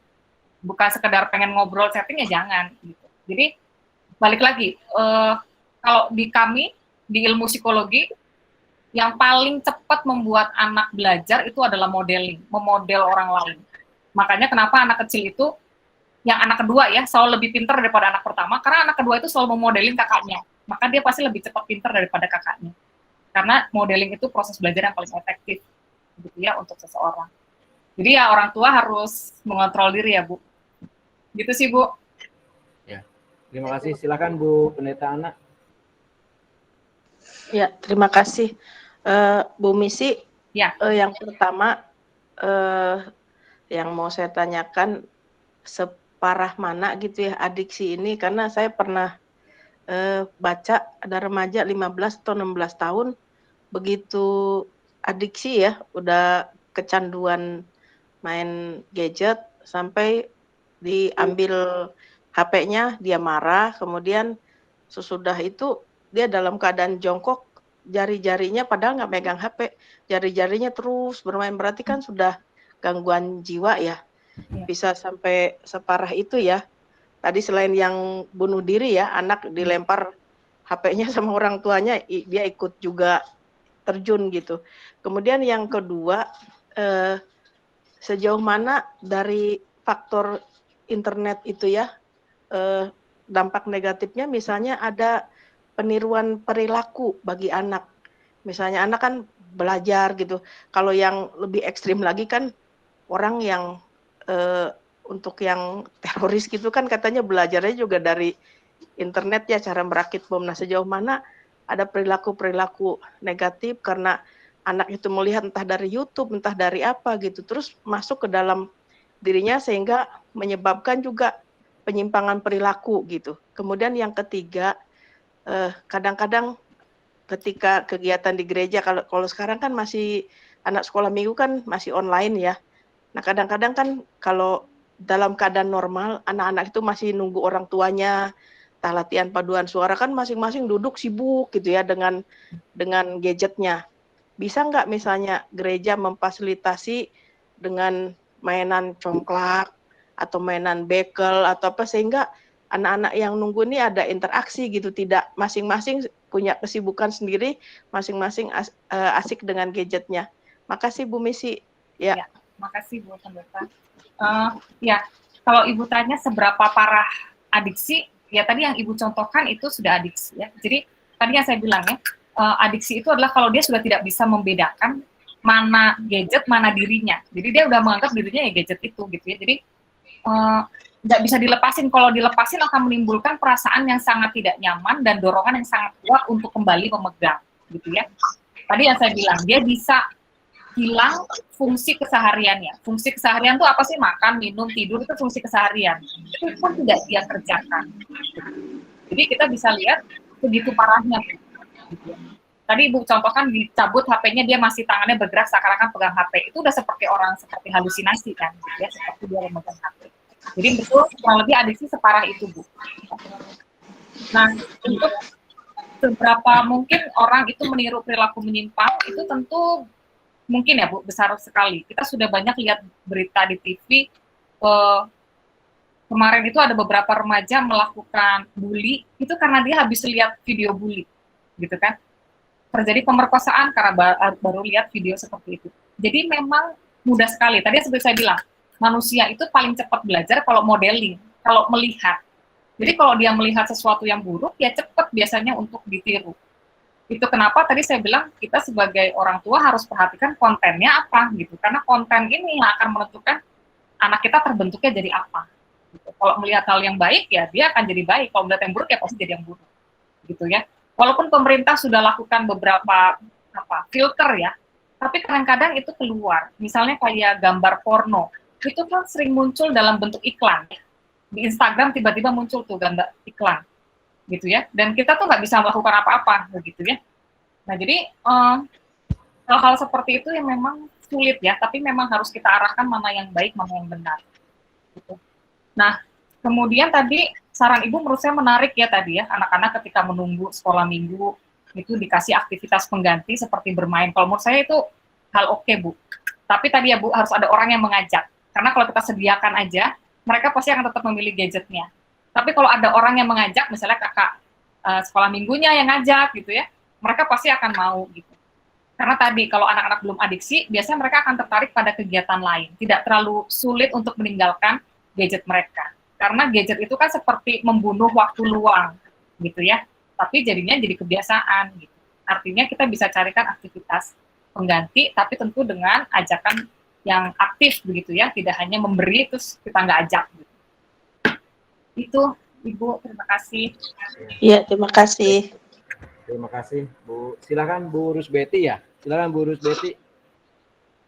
Ya, baik Pak, terima kasih. Saya yang mau saya tanyakan sih sebenarnya tentang anak saya. Kalau anak saya bermain game tidak, tapi bisa dibilang suka sekali mengedit-edit di handphone, dan terkadang kalau di sela-sela mengedit foto, edit video, itu disuruh sesuatu, itu dia agak merasa terganggu.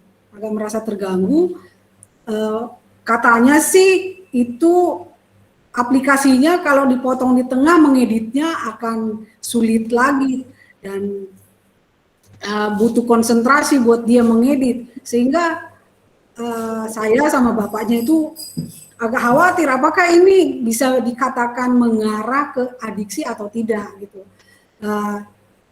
Karena sebenarnya setiap jam 4 anak saya ini juga meninggalkan handphone dan pergi bersepeda keliling Karawang gitu ya. Tapi kalau sudah mengedit itu agak susah.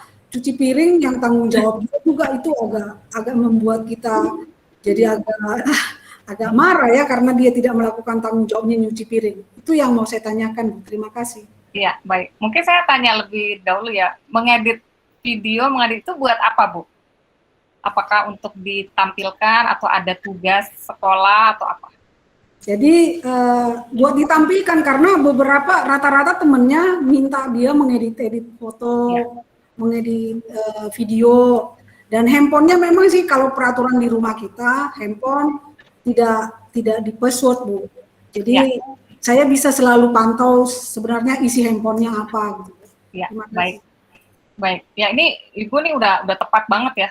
Handphone ada peraturan tidak boleh di password, itu bagus banget Bu ya, jadi bisa diterusin ya Bu, jadi kita gampang ngeceknya. Nah untuk tadi anak Ibu sudah adiksi atau belum, saya bisa pastikan belum ya Bu. Karena apa? Karena yang dikerjakan itu bertujuan, tujuannya jelas tadi ya, membantu teman-temannya untuk mengedit. Bahkan kalau kita lihat, artinya apa? Dia punya keterampilan yang baik di bidang itu, sampai teman-temannya minta tolong sama dia gitu. Jadi pasti dia bukan adiksi. Tapi kenapa dia jadi marah-marah waktu Ibu minta tolong? Ya karena tadi ya mungkin permintaan temannya banyak, dia hanya punya waktu sedikit, begitu ya, sehingga tadi dengan alasan-alasan bahwa aplikasinya akan terganggu ya, dan dia lagi konsentrasi, itu sebetulnya alasan yang logis, Bu. Jadi dia marahnya atas alasan yang logis.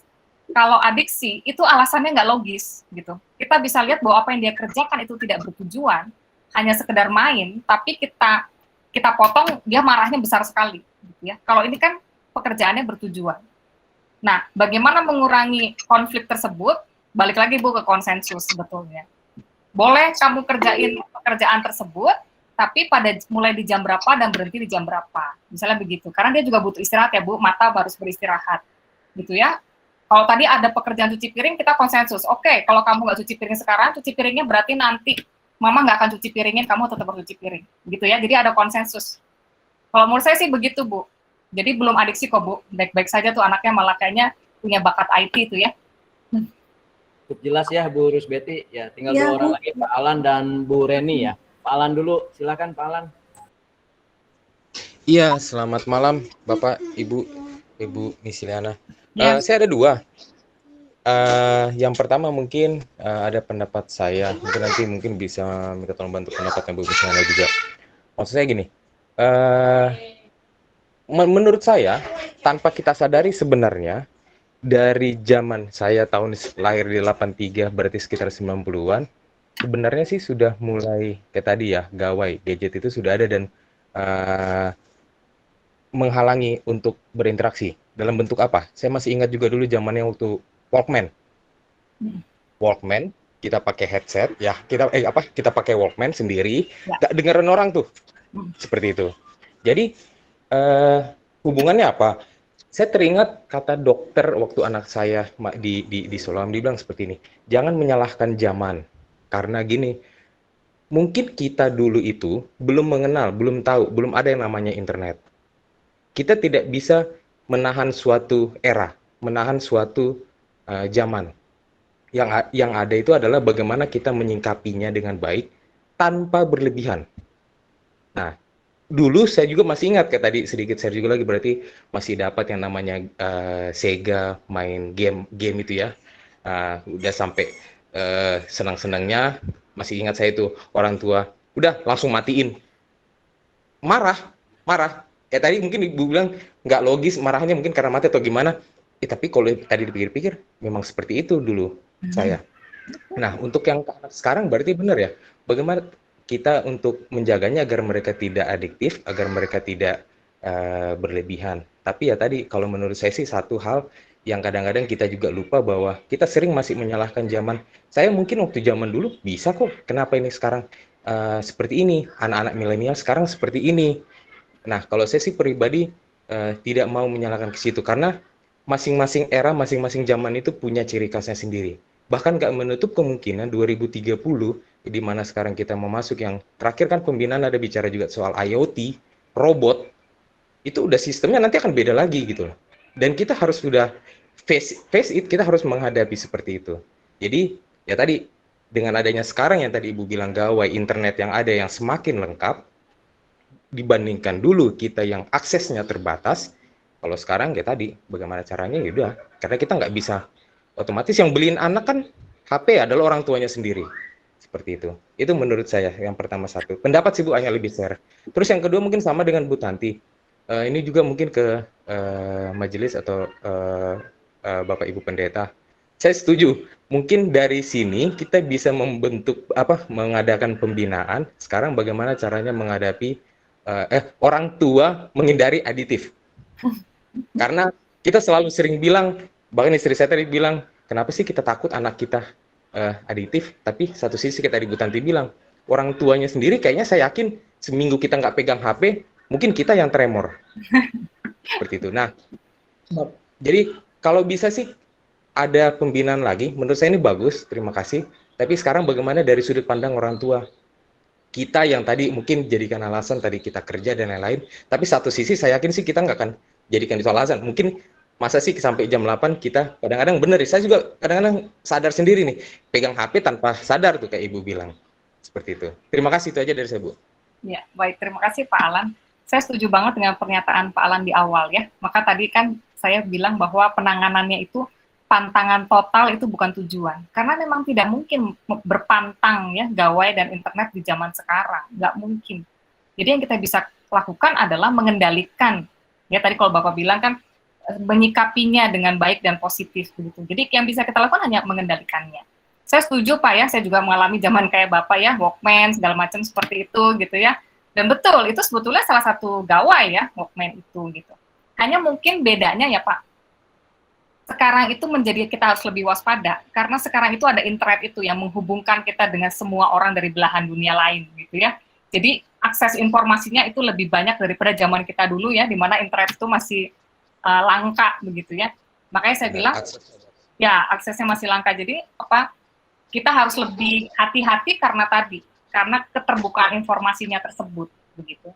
Walaupun saya setuju tadi ya tidak boleh menyalahkan zaman, karena kalau menyalahkan zaman berarti kita nggak pernah move on ya. Nah, itu kenapa tadi saya bilang nggak boleh pantangan, karena untuk generasi kita nih akan mudah banget bilang berhenti, karena waktu zaman aku nggak gitu. Itu pasti akan mudah banget menyuruh orang berhenti. Karena tadi kita lagi membandingkan zaman kita dengan zaman anak-anak kita, yang jelas-jelas sebetulnya berbeda, gitu ya. Jadi memang di mana-mana pekerjaan orang dulu ya, orang tua itu selalu lebih sulit ya, hidup di zamannya dan berusaha hidup di zaman sekarang, di zaman anak-anaknya, itu harus akan selalu begitu. Sementara anak-anak kita nggak pernah berusaha untuk mengerti zaman kita waktu dulu, gitu kan? Ya, jadi tugas kita memang selalu lebih kompleks daripada anak-anak kita. Gitu. Jadi saya setuju dengan pernyataan Bapak tadi. Yang kedua adalah tadi ya, bagaimana tadi supaya orang tua nggak ini ya Pak, nggak ikutan adiksi. Harapannya sih memang orang tua harusnya lebih mature ya, lebih dewasa sehingga lebih bisa mengontrol mana yang perlu, mana yang enggak gitu ya. Tapi saya tahu seringkali kita juga hilaf ya. Jangan-jangan kita bangun tidur pertama kali yang dipegang adalah mengecek ada WA nggak ya gitu ya, jangan-jangan begitu. Nah jadi memang mungkin ini perlu kesadaran bersama karena tadi ya modeling dari orang tua itu paling melekat pada anak. Itu Pak. Ya baik, terima kasih Bu. Saya kira bisa dipahami oleh Pak Alan. Silakan Bu Reni. Selamat malam Pak, mewakili Bu Reni. Oh, Ayuda, silakan Pak. Ya Pak, terima kasih. Selamat malam Bu Misliane. Selamat malam Pak. Cuman satu pertanyaan, miris dengan kata adiksi tadi sampai sudah menelan korban begitu. Nah, menurut Ibu, porsi kesalahan itu di mana ya yang terbesar? Apakah umpamanya kalau anak saya sudah, nggak usahlah adiksi, pranya aja. Mungkin kesalahan terbesar itu di saya sebagai orang tua tidak membimbing anak atau bagaimana Bu? Terima kasih, itu aja sih pertanyaannya. Ya, kalau Bapak tanya kesalahan terbesar, ini saya agak susah ngejawabnya apa ya. Karena di kami itu selalu dipahami bahwa perilaku, kalau saya sebut sebagai perilaku abnormal ya, perilaku abnormal atau perilaku gangguan, itu tidak pernah muncul dari satu penyebab murni, tidak pernah. Dia selalu berkombinasi dengan berbagai penyebab. Ya, misalnya ya Pak, satu itu secara personality. Ya, memang ada orang yang secara personality itu lebih lemah daripada orang lain, lebih rentan, lebih rapuh jiwanya gitu ya daripada orang lain. Itu ada, gitu ya. Nanti ada lagi faktor lingkungan. Ada orang rapuh, tapi faktor lingkungannya sangat mensupport, nggak akan keluar tuh Pak penyakit gangguannya. Tapi kalau orangnya rapuh, lingkungan nggak mensupport, pasti keluar, gitu ya. Mana Bu kalau orangnya kuat mental bagus, tapi kalau lingkungan nggak support, lama-lama dia juga bisa sakit, gitu. Jadi saya selalu bilang dia nggak pernah berdiri sendiri penyebabnya, selalu berinteraksi. Makanya tadi saya kasih beberapa penyebab, itu bisa macam-macam. Misalnya tadi saya bilang, dari awalnya anaknya udah punya kecenderungan nggak suka bergaul, ya, nggak suka berelasi secara sosial, gitu. Jadi apa? Jadi dia larinya kan ke internet ya, ke gawai dia, karena dia bisa sendirian aja. Plus ditambah misalnya kita sebagai orang tua nggak pernah mengontrol, ya udah jadilah dia, gitu ya. Tapi kalau misalnya tadi ada anak malu, nggak mau, suka dengan gawainya, terus kemudian kita sebagai orang tua mengontrol, mengasih aktivitas pengganti, ya nggak akan jadi, gitu Pak. Jadi kalau ditanya penyebabnya apa, itu agak susah. Bisa macam-macam penyebabnya. Cuma yang kita tahu karena kita orang tua, berarti kita jalankan aja peran orang tua. Begitu aja sih Pak kalau dari saya. Terima kasih Bu Miss Liana. Saya kira bisa dipahami ya Pak Yudar. Jadi ada aktivitas yang bisa mengalihkan supaya tidak terjadinya adiksi. Ini ada satu lagi nih, tanggung ya. Silakan Bu Rena. Ya. Enapan ya. Iya, Pak Daniel, terima kasih. Ini mohon maaf nih, tadi saya kan ngikutnya nggak dari awal karena baru pulang. Tapi saya mau tanya, untuk anak-anak kita atau mungkin teman-teman kita yang masih remaja, yang memang sudah terlanjur terkena adiksi, kira-kira pertolongan pertama apa yang bisa kita lakukan? Jadi buat mereka yang sudah kita lihat gejalanya, oh ini kayaknya udah menuju adiksi nih. Hal paling pertama apa sih yang bisa kita lakukan? Sama yang kedua, ini kalau saya ngelihat dari rekan-rekan saya yang suka mengeluhkan juga gitu. Di rumah udah jarang main HP, nonton TV bareng-bareng, tapi anak tetap maunya main HP gitu karena udah mungkin ya tadi udah mulai menemukan lebih asik main HP sendiri, main gadget sendiri gitu. Apa sih yang bisa kita sampaikan ke anak-anak selain modeling? Karena kan biasanya bahasa anak itu lebih sederhana ya. Kalau kita kasih tahu kayaknya kamu tuh harus ini gitu. Nah, tapi kadang kan anak nggak langsung mengerti gitu. Bahasa anak kan biasanya lebih sederhana. Gimana caranya kita bisa memberitahu ke anak-anak supaya mereka memahami gitu. Itu aja sih Bu, terima kasih. Baik, makasih Bu. Tadi kalau misalnya pertolongan apa yang bisa kita lakukan pada orang yang adiksi ya. Tadi saya bilangnya kalau udah adiksi berarti kan dia udah gangguan ya, udah se-ekstrim itu. Gitu ya. Dia tadi ya udah mulai keberfungsian sehari-hari gak jalan, gak mau makan, gak mau minum, gak mau tidur. Apa yang bisa kita lakukan? Hanya satu Bu, dibawa ke ahli kesehatan ya. Jadi bisa dibawa ke rumah sakit ya, karena dia harus pertama fisiknya dibetulin dulu. Kalau orang udah kurang makan, kurang tidur itu bisa muncul halusinasi gitu ya. Itu tuh jiwa pasti akan terganggu. Jadi dia harus diperbaiki dulu fisik, baru dia di konseling gitu ya. Itu mau nggak mau harus begitu. Jadi kita harus paksa dia untuk berobat, kasarnya gitu ya. Karena kalau sudah adiksi. Kalau belum, tadi saya bilang, belum baru apa ya, masih bisa melakukan kegiatan sehari-hari lah. Kalau menurut saya itu tadi lebih ke arah pada disiplin batasan-batasan waktu. Ya, itu masih bisa membantu. Nah, kalau untuk anak-anak, tadi yang Ibu tanyakan, apa yang harus kita lakukan? Anak-anak betul bahasanya konkret, begitu ya, sehingga pemberitahuannya juga konkret. Tapi sekali lagi, anak-anak karena dia konkret, maka bentuk disiplinnya juga akan konkret. Gitu ya. Tadi saya bilang, untuk anak-anak kadang-kadang kita harus bersifatnya otoriter. Otoriter dalam arti positif ya, tegas, begitu ya. Dalam arti tegas. Jadi kalau untuk anak kecil ya kita sudah pastikan dari jam sekian sampai jam sekian gadget mama simpen. Hanya itu. Penjelasannya apa? Penjelasannya karena kamu mata butuh istirahat ya, dan ini waktu kita bersama keluarga. Plus ditambah modeling kita juga nggak pegang gadget. Hanya itu sih Bu kalau anak-anak. Karena anak-anak kalau kita ajak terlalu berpikir demokratis ya, soalnya yang lain itu biasanya belum nyampe gitu ya cara berpikirnya. Jadi untuk anak-anak yang betul harus konkret dan batasannya harus jelas, harus tegas. Dan tadi kalau misalnya kita bilang dari jam 3 sampai jam 6 boleh main, ya udah kita bolehin mereka main tanpa kita ganggu. Gitu. Tapi setelah itu HP mama simpan, gitu ya. Nah itu aja sih Bu kalau yang saya bisa kasih saran ya, karena kalau anak masih kecil memang porsi orang tua untuk menentukan batasan itu menjadi sangat besar, menegakkan disiplin ya. Ya, baik terima kasih Bu Miss Liana. Saya kira Bapak dan Ibu kita cukupkan, dan saya kira Bapak dan Ibu masih banyak yang ingin ditanyakan, tetapi karena waktu ya mungkin nanti pihak gereja, majelis jemaat atau Bina Litbang dalam hal ini bisa membuat acara atau sesi berikutnya berkenaan dengan perkembangan zaman gadget, jangan sampai mengarah kepada adiksi.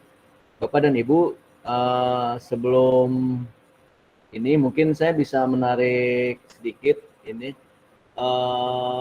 dari pemaparan tadi, bahwa kita memang mau tidak mau kita bisa mengikuti perkembangan zaman. Nah, tapi perkembangan zaman ini jangan sampai menguasai kita, tetapi kita mengelola, memanfaatkan dan mengelola perkembangan zaman itu untuk menolong kita, bukan menguasai kita. Dan sebelum saya serahkan ke pengatur acara, mungkin saya minta kepada Bu Miss Liana membuat apa ya namanya, close statement atau statement close? Saya nggak ini, silakan Bu. Ya, baik Bapak Ibu. Kalau dari saya, tugas kita sebagai orang tua itu berat ya, karena tidak hanya mendidik, tapi juga sekaligus memberikan contoh, gitu. Jadi dalam hal terkait dengan gadget, mau tidak mau, memang kita harus menegakkan kedisiplinan, tentu disesuaikan dengan umur dari anak kita, gitu ya, sehingga tepat untuk mereka secara usia maupun secara pendidikan. Gitu. Dan satu lagi, sebagai orang tua kita juga harus menjadi modeling, artinya apa? Harus kita juga mampu mengendalikan diri kita sendiri ketika kita berhadapan dengan gawai kita. Itu saja Pak, terima kasih. Ya, terima kasih. Baik, saya serahkan kembali kepada pengatur acara.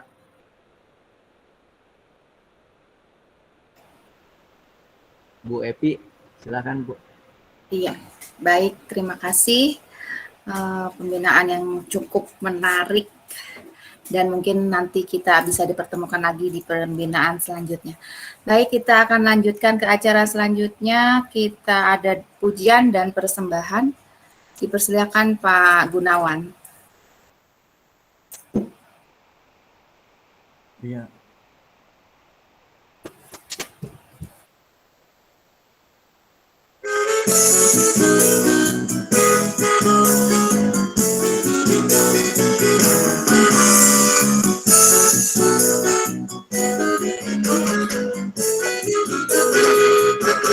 Ku kasihi kau dengan kasih Tuhan. Ku kasihi kau dengan kasih Tuhan. Ku lihat di wajahmu kemuliaan Raja. Ku kasihi kau dengan kasih Tuhan. Ku cinta keluarga Tuhanmu, terjalin mesra sekali. Semua saling mengasihi, betapa senangku menjadi keluarganya Tuhan.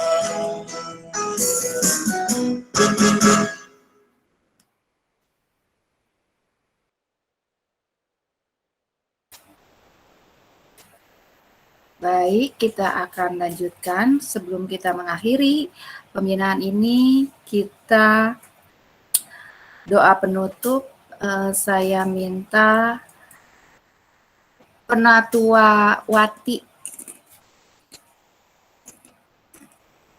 untuk doa penutup.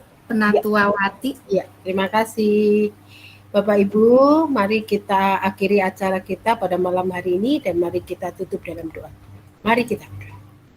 Allah Bapa kami di surga, sungguh kami mengucap syukur ya Bapa, dan pada malam hari ini kami telah bersama-sama mendengarkan pembinaan yang sangat bermanfaat bagi kami, bagaimana kami sebagai orang tua untuk menjadi role model yang baik dalam mendidik anak-anak kami dalam masa milenial pada saat ini Tuhan. Biarlah kiranya Tuhan Engkau yang memampukan kami sebagai orang tua. Terima kasih ya Tuhan, bila pada malam hari ini kami juga akan mengakhiri acara pembinaan pada malam hari ini. Biarlah kiranya Tuhan juga berkati melalui apa yang telah kami beri melalui Ibu Meliana yang telah membagikan ilmunya bagi kami. Biarlah kiranya Tuhan yang akan memberkati Ibu Meliana juga keluarganya. Kami serahkan ya Bapa untuk seluruh akhir acara kami pada pembinaan pada saat ini. Biarlah hanya Tuhan yang akan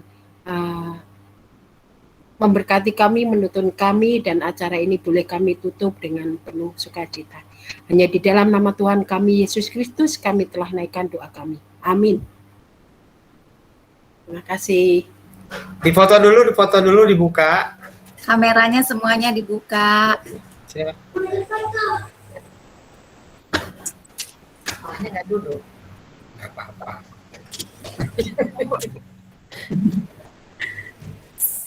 Bu Misi. Yang foto siapa nih? Pak Sandi foto? Siapa yang foto nih? Pak Sandi yang jadi host. Oke. Kok pada buka videonya apa kameranya nih? Mas Adi. Ayo yang ada aja. Bapak Ibu dibuka kameranya. Malu udah ubanan.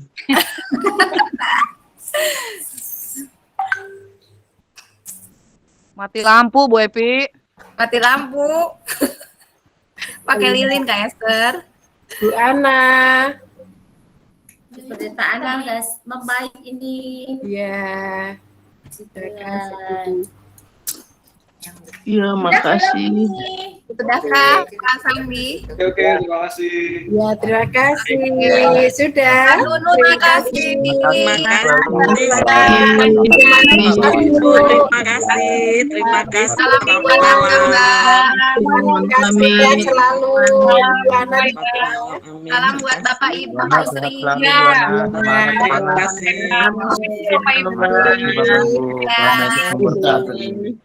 Terima kasih buat semuanya. Ya, terima kasih semuanya. Mohon izin pamit. Pak Agung, terima kasih Pak Agung. Sudah keluar Pak Agung. Keluar. Bu Resti dari Lembang. Oh, mana? Sudah keluar juga? Belum, Ada. Timur juga. Ada dari Kupang juga tadi, ada Pak Okto. Wow. Jadi kita ada Kupang, Purwakarta, Lembang. Seantero. Ah. Keren, materinya keren. Bagus ya Bu Uli ya. Ibu nguping di samping weh. Nggak kedengaran Bu Uli suaranya, Bu Uli. Pak Agus. Ya. Padahal ini materi ini saya tunggu-tunggu, tapi saya yang telat masuk, ada tamu tadi. Ya. Itu Bu Uli yang minta materi tuh. Iya, aduh. Udah telat sayang. Keren. Ya, Bu. Sorry. Ya. Ya. Ada rekamannya Bu, nanti ada rekamannya nanti. Oh ya, oke, terima kasih. Ya. Sehat Bu Uli. Bapak Ibu pamit. Pak Gun, terima kasih Pak Gun. Ya. Makasih. Terima kasih buat semuanya, terima kasih. Yuk, mari. Ya. Saya belum ngontak petugas sermon. Oh Jangan, iya. Nggak apa-apa nanti. Nggak apa-apa, masih Pagi-pagi ada juga waktu nggak besok. apa-apa pagi-pagi. Masih ada besok pagi Iya, kan Bu? tapi bahaya ini tugas saya sampai jam 12 saya tiap hari kerja kantor. Ya. Jam 12 malam? Iya. Bu Betty jangan rekaman. Ya. Kenapa Bu? Jangan lupa kirim rekaman suara. Pugu eta cenah sampai jam 12 malam kerjaan kantor cenah. Kertas kantor. Ini kertas kantor. Awas hari Minggu dites. Sama Bu Pendeta Ana tidurnya tengah malam. Nah, tuh. Hari Minggu saya libur. Sabtu Minggu saya mau off dulu. Jangan. Iya. Mau relax dulu ya Bu? Ya, mau keluar. Minggu dites Bu, hari Minggu dites. Nah, Ada ujian. Hari Minggu jam berapa, Bu? Hari Minggu kita latihan jam habis ibadah, jam 11-an. Saya masih di luar Offside, kota, ya. Bu. Personil komplit Bu? Komplit. Oh, tak acan di etanya, tak acan di grup di itu infonya Bu? Belum. Nanti di info. Nggak apa-apa Bu Rusbeti mau pendinginan dulu ya Bu? Saya di luar kota boleh rekamannya aja. Burus Betty badan iis. Aduh, saya juga lelah hayati. Ya. Pendeta Agus dari Lembang, terima kasih Pak. Oh iya, terima kasih Bu Resti. Terima kasih. Sudah Ya, makasih Bu Resti. Bapak-bapak. Ya, mangga dulu sama ini. Mangga. Ibu. Pak Pendeta Agus saran nih. Ya. Kalau nanti misalnya udah onsite, kalau bisa Miss Miliananya tampil tuh untuk remaja, pra-remaja dengan dewasa muda, Pak. Bisa. Bisa ya.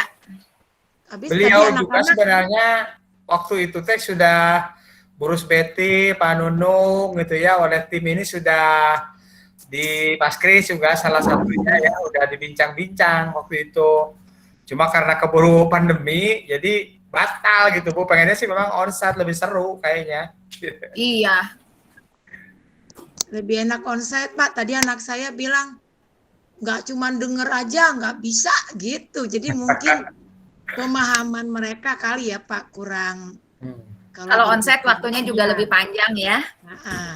Jadi mereka kepengen nanya, saya juga bingung, itu handphone masih di tangan, saya bilang gimana? Ya mudah-mudahan bisa waktu onsite ya Pak ya, diajuin lagi. Ya. Tahun depan. Depan ya. Oke, malam. Malam, Bang. Ya. 2 minggu lagi ya, pakai aja 2 minggu lagi. Ya. Nanti jadi mimpinya jadi mandi. Dah. Mati istirahat, Dok. Udah nih selesai. Pak Nunung di tempat gawe. Itu yang record udah belum berhenti tuh Pak Sandi. Oh, itu siapa? Kayaknya udah tidur. Pak Sandi, recording berhenti dulu. Dipateni. 24 jam. Jam 12. 2 minggu lagi mau ngapain? Temanya ya? Nah itu Pak Nunung, Binalitbang gimana nih? Saya harus mancing dulu cari informasi ini. Tunanya dari saya Pak. Yo, gratis. Gratis pula. Itu mah harus psikologi ya. Kalau itu Bu, kemarin itu sempat muncul juga tuh yang soal itu ya. Untuk tahu bakat, minat anak gitu ya, ke depannya bagaimana gitu. Itu kemarin anak saya ikut di di Yosudarso itu ya. Oleh seorang psikolog apa psikiater itu teh? Psikolog ya. Itu bagus itu sampai ada tesnya juga. Jadi bisa tahu oh, ini anaknya bagusnya ke sana apa gitu, bisa gitu loh. Iya, itu Pak. Ada. Tania baru tes yang 2 minggu lalu. Nah. Cuma ini orangnya nggak tahu nih siapa nih untuk yang psikolog. Biasanya dari UGM itu Pak, kalau yang waktu di Andrew ya, dari UGM. Uki biasanya. Oh gitu. Kalau yang Uki kalau nggak salah. UGM yang peminatan untuk dia kemana gitu. Tapi ada lagi sih sebenarnya temannya Bu Misi orang Cimahi juga. Saha Pak? Si Bu aduh satu lagi teh. Bu Evi. Dia psikolog juga. Sih. Aduh Bu Yani Bu siapa gitu lupa lagi. Maya mah masih muda tuh di bawah. Teman saya. Sempat jadi itu mahasiswa saya waktu teologi apa? Endang Prabandari. Itu. Iya, kakaknya Maya. Ya itu lebih senior dari Mbak Nunu. Iya, itu. Bisa itu? Iya, itu. Bisa. Itu maksudnya. Mbak Endang, bisa ada nomor WA-nya di saya.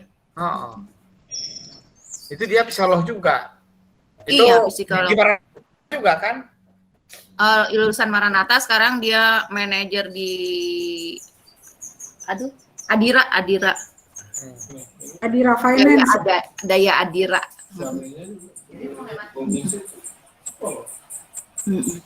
Bisa Pak? Ya, nanti diinikan lagi, dipastiin lagi sama ini juga ada masukan juga untuk kemarin Pak itu Bu Rusbeti siapa teh yang waktu itu teh nggak jadi kita teh soal apa namanya?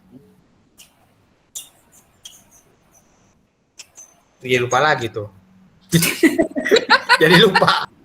Sudah penuh Pak, sudah penuh. Harus KW dulu Pak biar ingat.